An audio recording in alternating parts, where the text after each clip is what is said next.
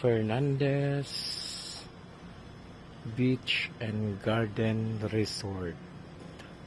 Shout out to the management and to the owner, Madam Edna Fernandez, Ate Ed.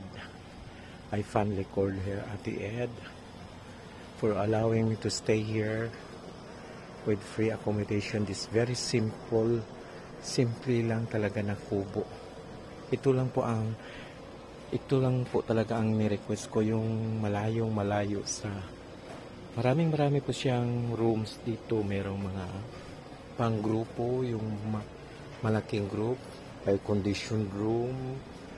Tapos ito lang yung gusto ko, yung simple lang talaga. Ang pangalan ng room niya is Daddy number 5. Ayan. Kanina pa ako dito. Ayan.